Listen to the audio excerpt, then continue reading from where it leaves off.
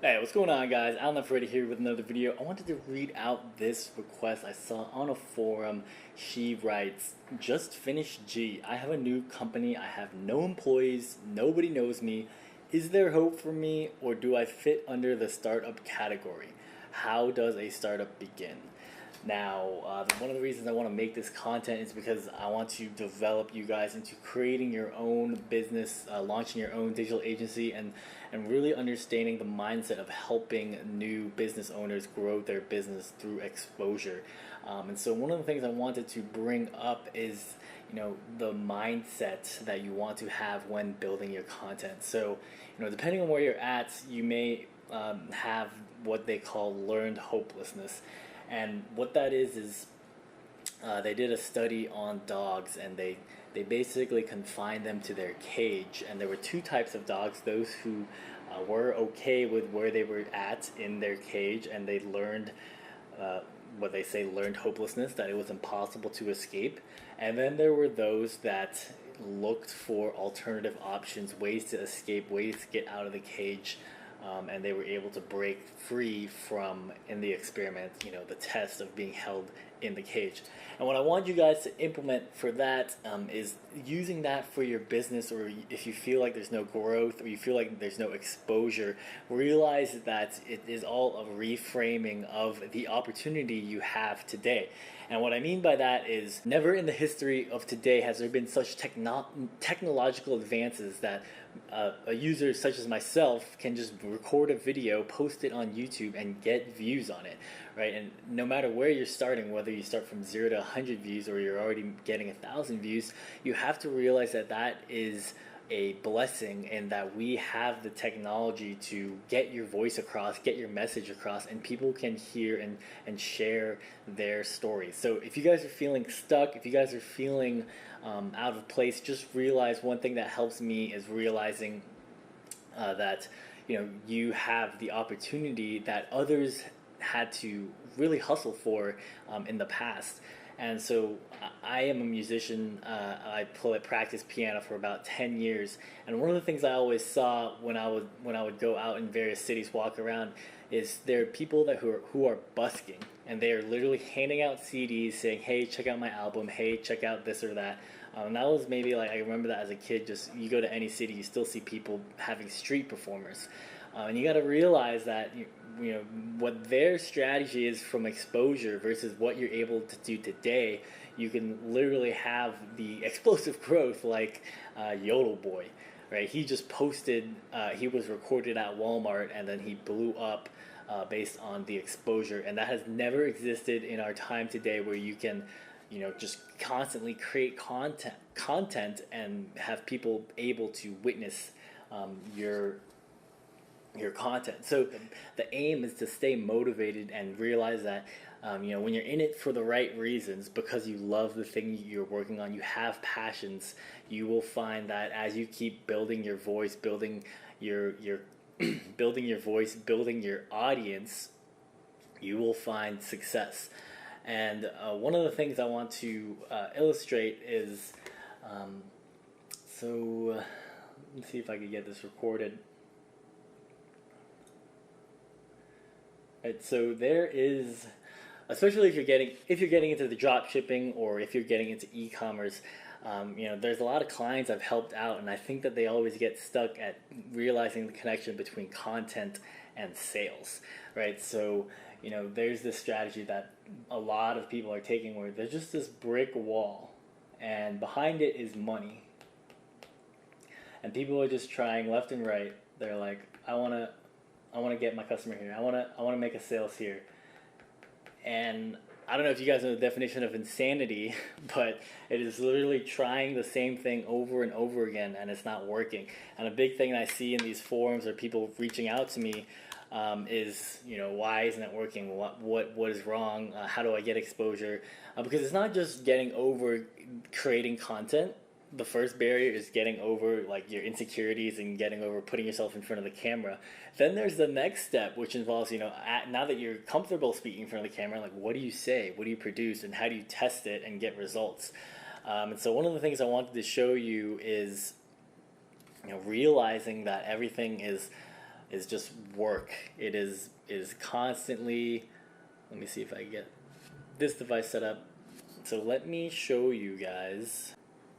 So let me show you the ad copy that is currently running from BioTrust. So I saw this video where this guy was explaining the concept, and I thought the way he did it was so eloquent that I just had to make my own version of it. So if you search BioTrust, they are a company crushing millions in sales.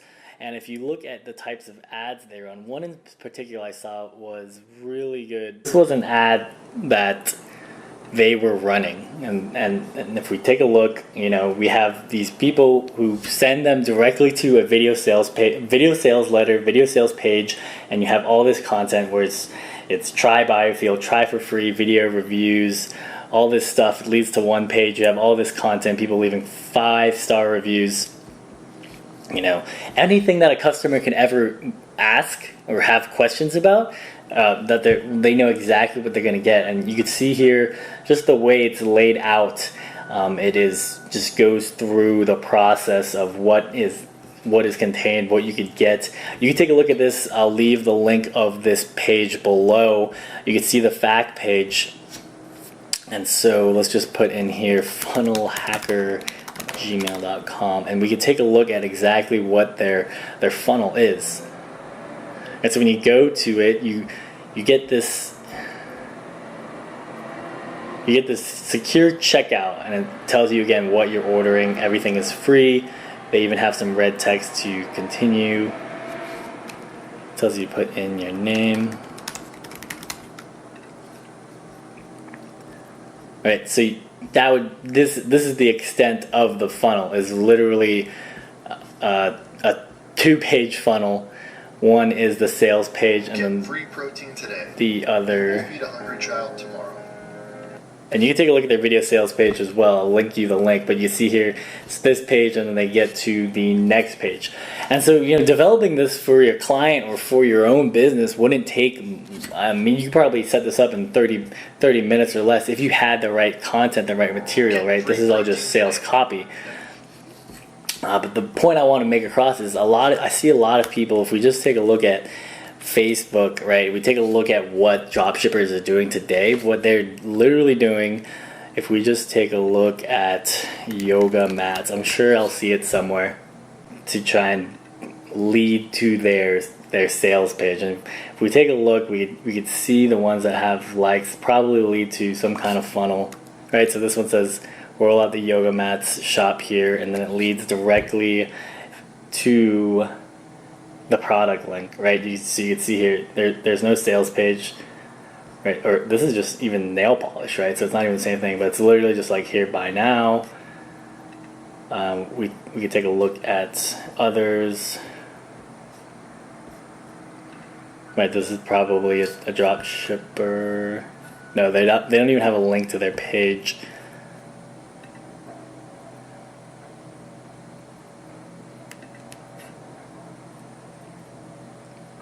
Right, so this has good shares, right? And this still works, but you got to see that there's people who are putting the extra effort of building out their whole, this is probably built on Shopify, building out their whole video sales letter, doing reviews on the product, right? And so what you see here is just people are they're led directly to the buy page, and they're just wondering, it's like, here's all the people saying, oh, dropshipping doesn't work, content doesn't work, and then you have these other people who get past the barriers because they spent the extra time, they spent the extra effort, making the video sales page, making this flash sales page.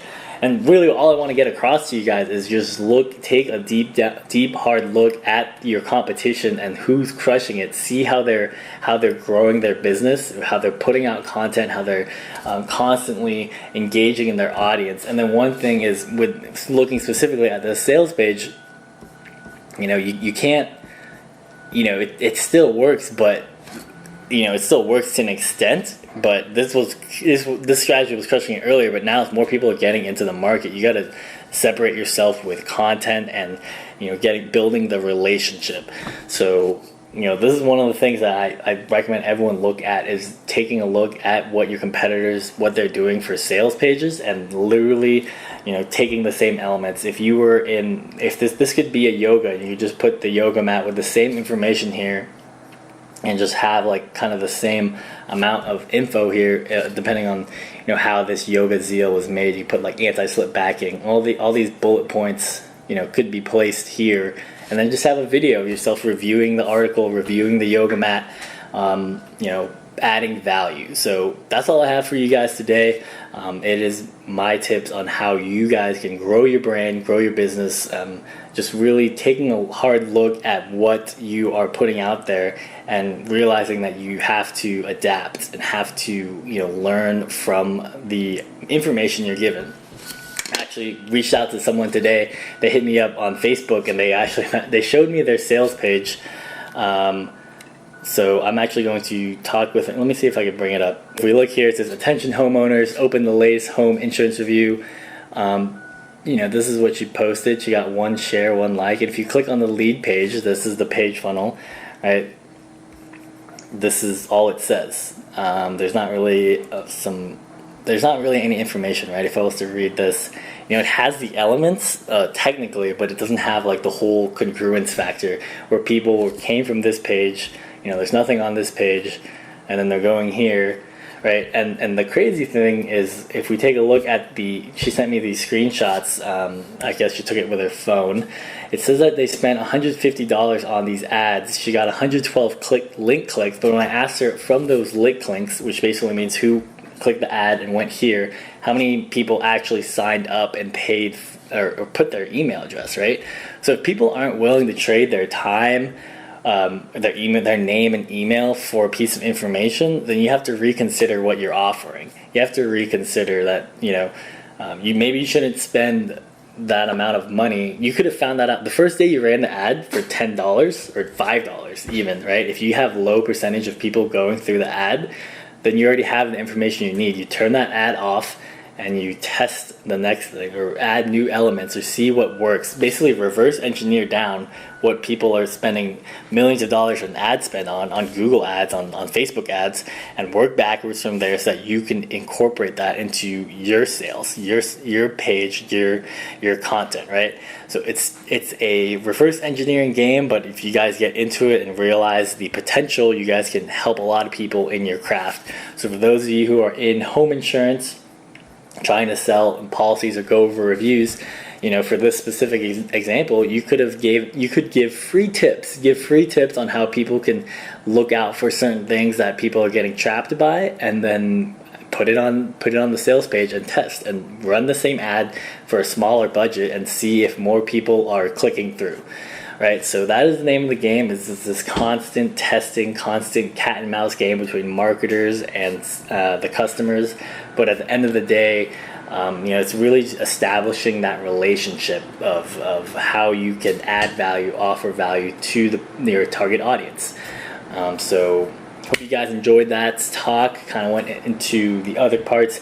If you guys have any questions, or if any of these strategies are working for you, I'd love to hear your feedback, and I'll see you guys in the next one. Peace out.